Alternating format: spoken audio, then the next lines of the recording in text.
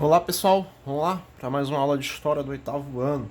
Dessa vez para a gente corrigir as atividades do capítulo 3, as rebeliões na América Ibérica. Tá bom? Primeiro vamos fazer a correção de uma atividade que fala sobre a conjuração baiana, que é da página 57. Tá bom? Vamos lá, página 57. Página 57.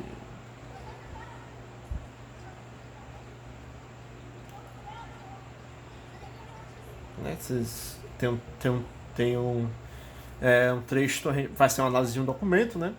Trecho abaixo foi extraído do livro Bahia, 1798, do historiador Luiz Henrique Dias Tavares. Né? A gente vai analisar aqui. E depois tem um trecho. Mas vamos para as perguntas, vocês leem aí no livro com calma. Tá certo?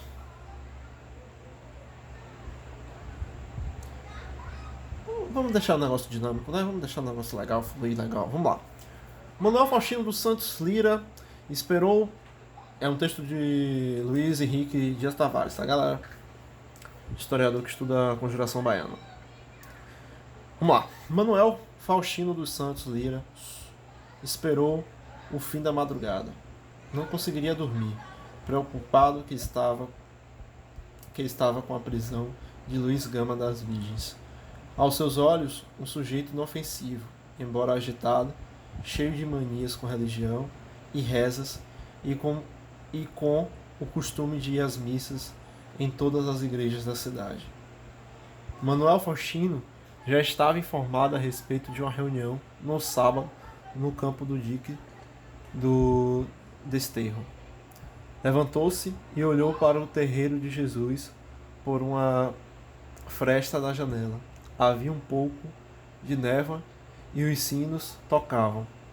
E não ser por isso, o silêncio do lado de fora seria completo.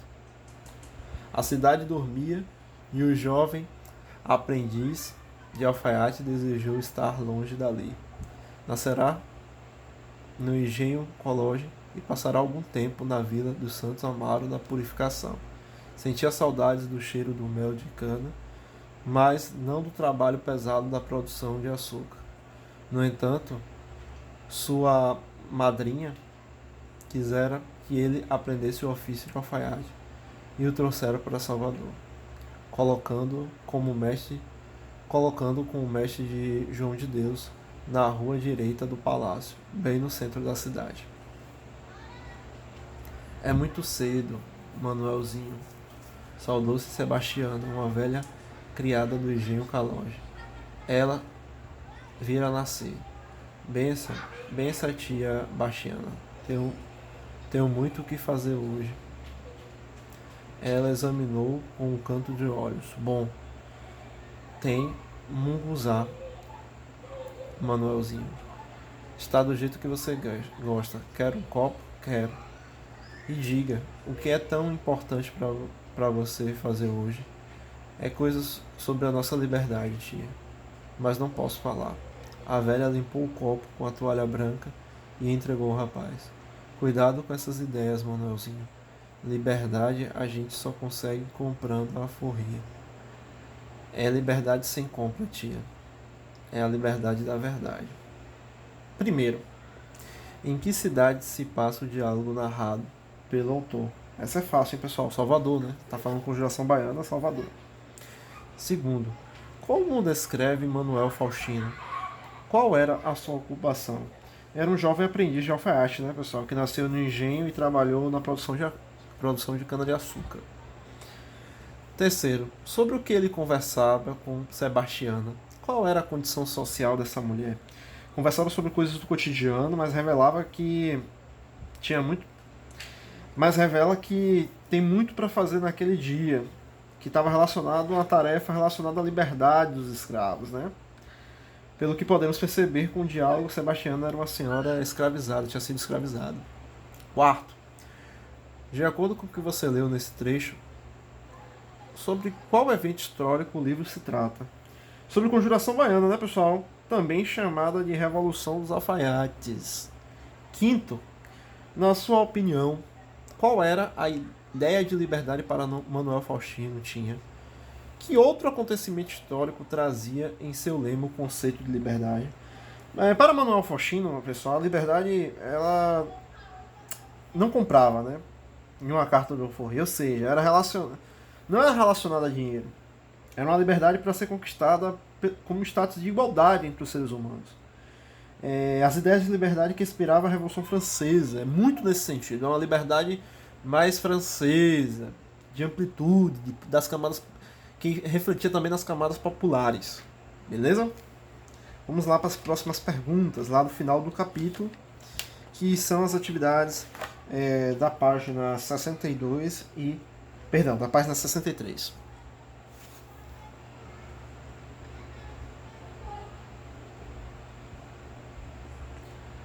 Vamos lá, primeira questão. Complete o quadro abaixo com as informações de todos os movimentos estudados. Vamos com calma aí, né?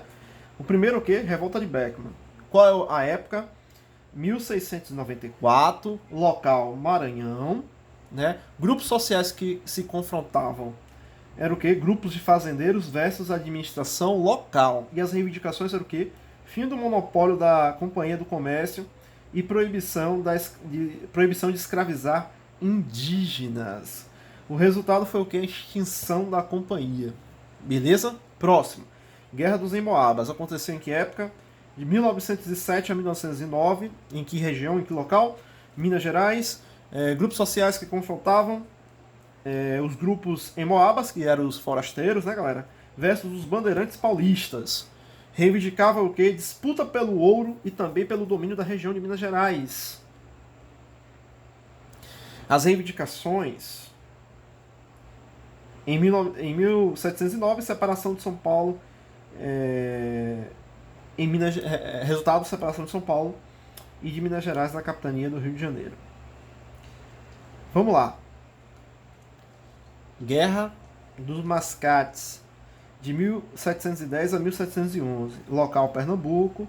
Comerciantes de Recife versus aristocracia açucareira de Olinda. Reivindicações: autonomia de Recife em relação a Olinda. E o resultado foi o quê? Recife se tornou centro administrativo da capitania. O próximo, Revolta de Felipe dos Santos. Ocorreu em que ano? Em 1720, em Vila Rica, em Minas Gerais. Foi mineradores das diversas origens sociais versus administração colonial. Reivindicação: a não instalação das casas de fundição e o fim dos diversos tributos cobrados dos mineradores. E o resultado foi o quê? A manutenção das casas de fundição e dos tributos e a derrocada dessa revolta. Próximo, Conjuração Mineira. Ocorreu em que ano? 1789. Lembrando que hoje é feriado, né? Data da morte de Tiradentes. Vamos lá. Local Minas Gerais, da Conjuração Mineira. Foi colonos de diversas origens sociais, principalmente das camadas médias e altas, versus a administração colonial. Quais eram as reivindicações?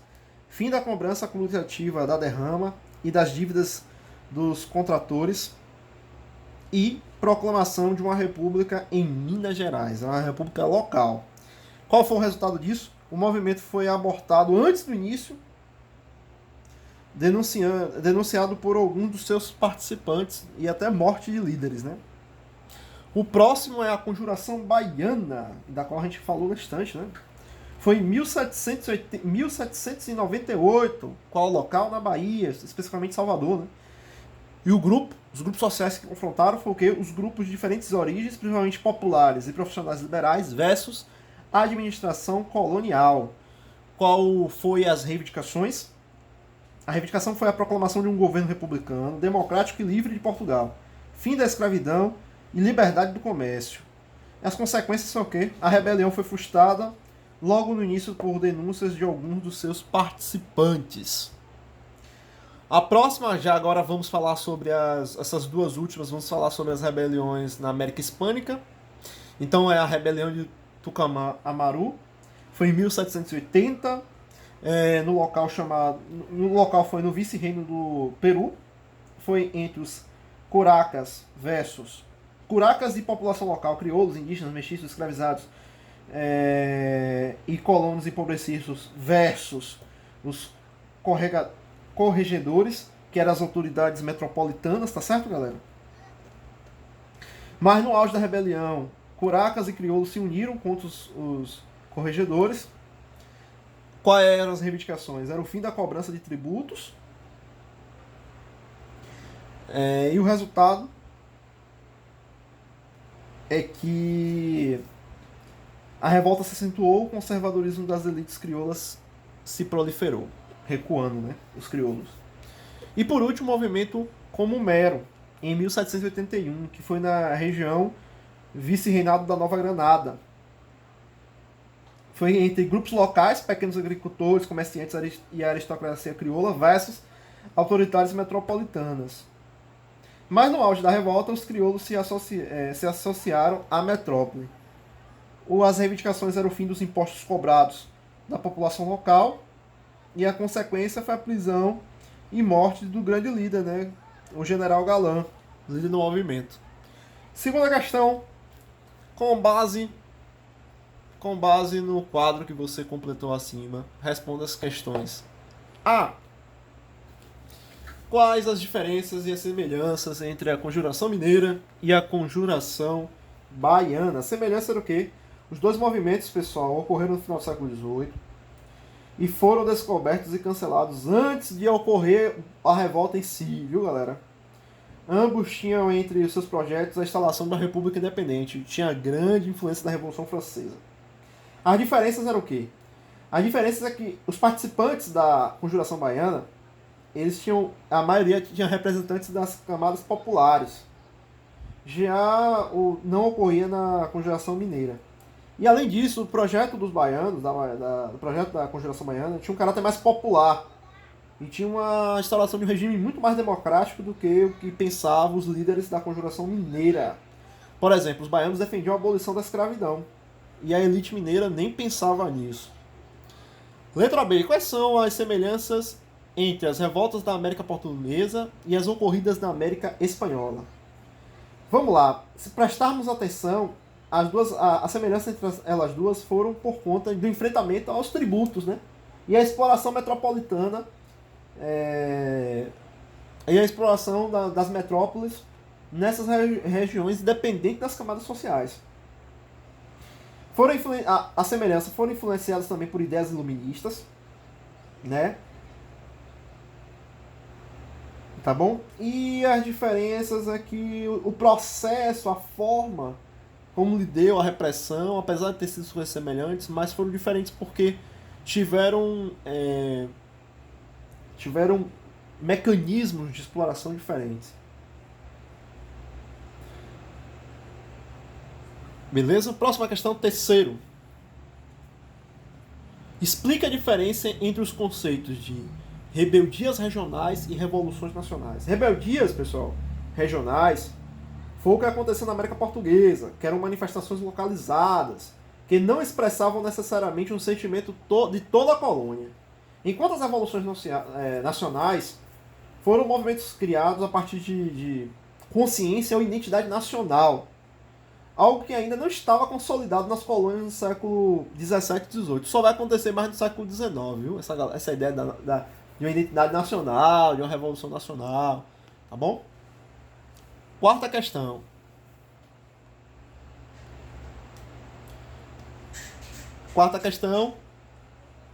Vamos lá, primeiro. O autor comenta a participação das mulheres como proprietárias de terra.